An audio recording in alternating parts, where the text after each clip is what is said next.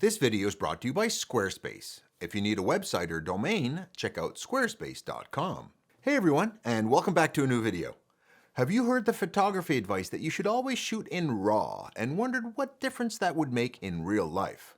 Would the world end if you shot in JPEG? And what about the new kids on the block, HEIF and compressed RAW? Where do they fit in? In this video, I'll compare the various formats against each other, including real-world photos, to help you decide which one would be best for you. And as a result of this test, I've decided to permanently change which format I shoot in. Stay till the end to find out. My name is Simon D'Entremont, and I'm a professional nature and wildlife photographer living in Eastern Canada. I make weekly videos giving you photo tips or taking you behind the scenes for nature photography. Subscribe if you want to see more.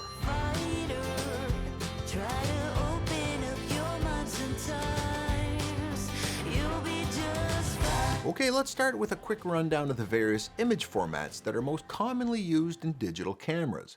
First is RAW, a format that captures the raw data from your sensor with little to no processing. Think of this as your digital negative. This format has the potential to keep the most accurate information about your image and is preferred by those who like to process their images, as it allows more flexibility to change things like white balance or play with the exposure. But because it includes information from all the pixels of your image, the files are large in this format. All the pixel data is saved. Some modern cameras have RAW files in 14-bit, allowing many color variations and tones and providing benefits in dynamic range as a result. At the other end of the spectrum is JPEG. This format has been around a long time. JPEG images are 8-bit, having many fewer colors and tone variances to play with. Your camera can create JPEGs right from your RAW files in camera by processing them and applying what's called an image profile to it. I recently made a video on choosing image profiles for your JPEG images, which you can see right here, but make sure you come back. One of JPEG's defining features is saving memory space using compression, that is, making the file smaller. Compression can be done in two ways, lossy or lossless. Lossy compression means that the file is made smaller by permanently getting rid of information you don't think is critical, like in this photo of mine of the Andromeda Galaxy. Yes, by the way, I do astrophotography with a telescope too. If you'd like to see a video on that someday, let me know in the comments below. In this photo, there are pure black pixels in between the stars, or pure white in the core of the galaxy. In RAW, the file will still contain white pixel, white pixel, white pixel, white pixel, whereas with JPEG compression, the algorithm will say, this whole area is white. Record one reading for this whole section. Why the heck would you want this? Well, storage will be cheaper, your website photos will load faster, these JPEGs are already processed so look good straight out of the camera, and search engines like Google may actually rank websites higher if their pages load faster. And JPEG images are compatible with any other device. You just send them to someone else and they can open them. Not so for your RAWs. Lossless compression, rather than losing data, just squishes the image's data down without throwing anything away. Like those compression bags for packing. They use less space, but don't throw your clothes away. Now what about the newer kids on the block? One is compressed RAW, which goes by the name C-RAW on a Canon camera. This is still 14-bit on my Canon camera. Interestingly, if I use high-speed shutter plus mode at 12 frames per second, it's 13 bits, and with the electronic shutter, it goes down to 12-bit. Nice and simple, right? Now, every brand of camera may implement this differently. On a Canon, compressed RAW is lossy. That is, data is indeed lost, and in return, the files are about half the size. On some other brands, compressed RAW may be lossless. And finally, the newest kid on the block is high efficiency image format, also called HEIF or HEIC. My Canon R5 can shoot in this format by turning on HDR PQ mode, meant to take advantage of HDR monitors. My iPhone 14 Pro can also shoot in this format. But why is this format needed? Well, for many, they feel the image quality gap between 14-bit RAWs and 8-bit JPEGs is a bit too large. Wouldn't it be nice if we could have a newer, better JPEG? That's exactly what HEIF is meant to do. It's a 10-bit format, and they can come in at smaller file sizes than JPEGs. But sadly, adding HEIF to this comparison was a bit painful. My camera needs to go into an HDR mode to enable it.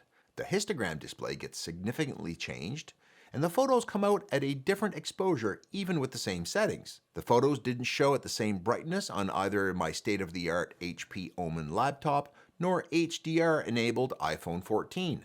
And Photoshop can't take advantage of the HEIF's 10-bit format, and the files were larger than my JPEGs. If we're going to spend all this effort to get the best quality out of our photos, don't we owe it to them to show them off at their best? That's where a website comes in, and a great time to thank the sponsor of this video, Squarespace. As many social media platforms move more and more into video as a trend rather than photography, I think having a website is more important than ever.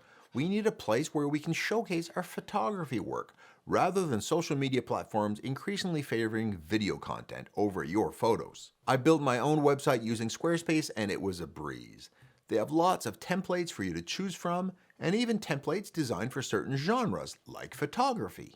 If you want to get even more creative, you can go outside the templates and design your own pages from scratch, with tools for adding text, video clips, photos, and links to other parts of your website.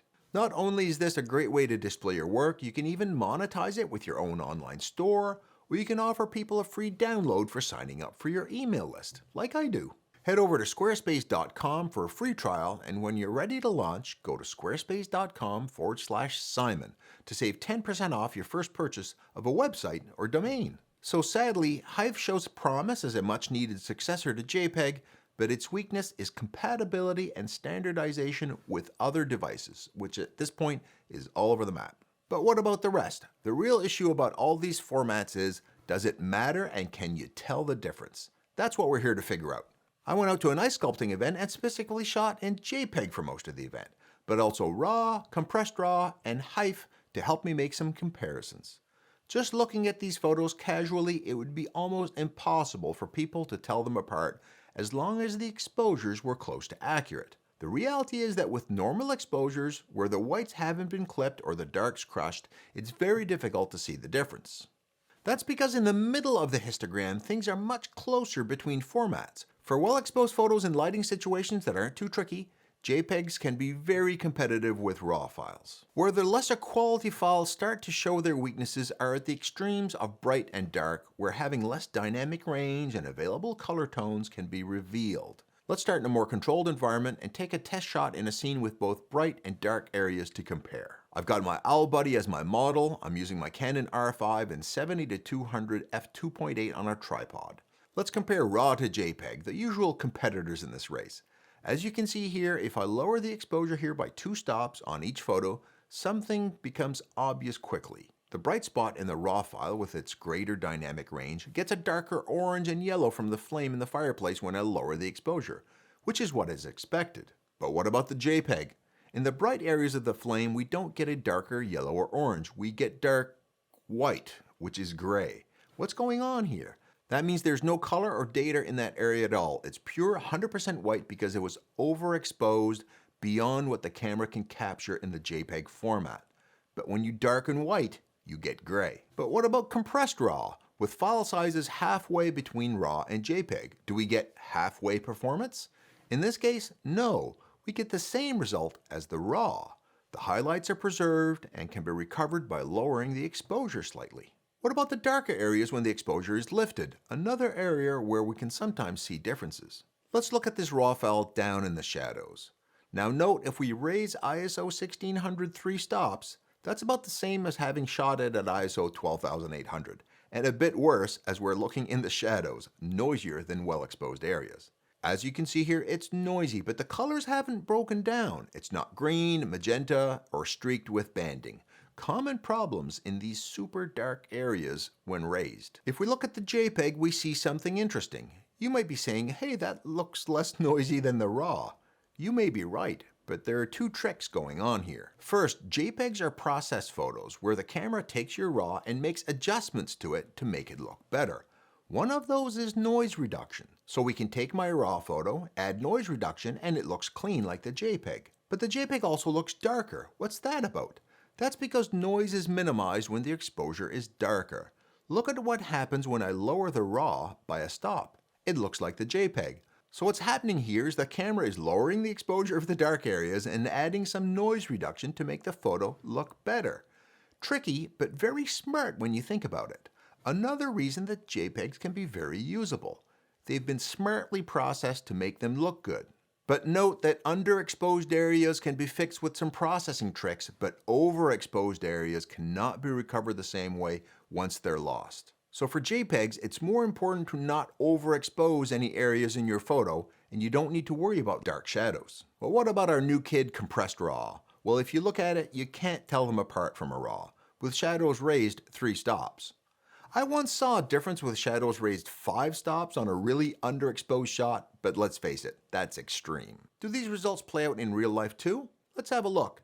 If you look at the ice sculptures that I purposefully overexposed, the bright whites on the JPEG is blown out, whereas in RAW, there's data there. Even in these properly exposed photos, if the brightest areas are too bright, they can be lost. World ending for casual photography? No. For many hobbyist photographers, this small blown out area is not important and will never be seen on Facebook or Instagram.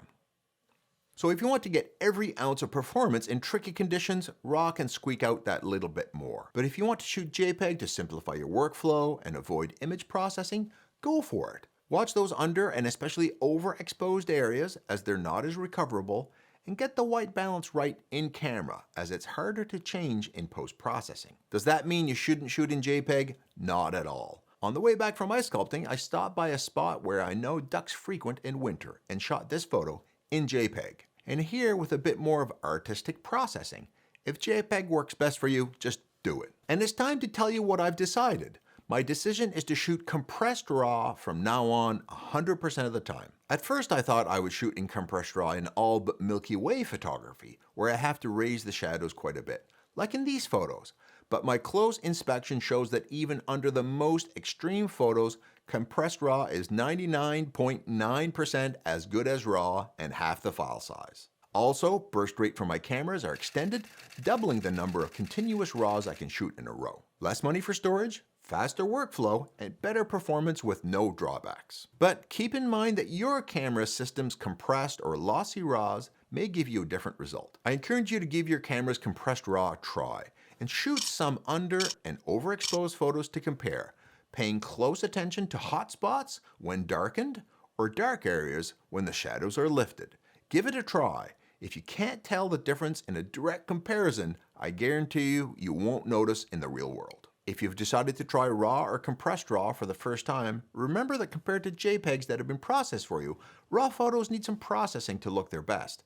If you don't know where to start, check out my 10-step RAW image processing workflow, which you can see right here. If you thought this video deserving, give it a like and YouTube will share it with even more photographers hoping to improve their photography and wondering about image formats. And I hope that you can use this information to pick the image format that's best for you so you can get out there and shoot unique and amazing photos. I know you can do it.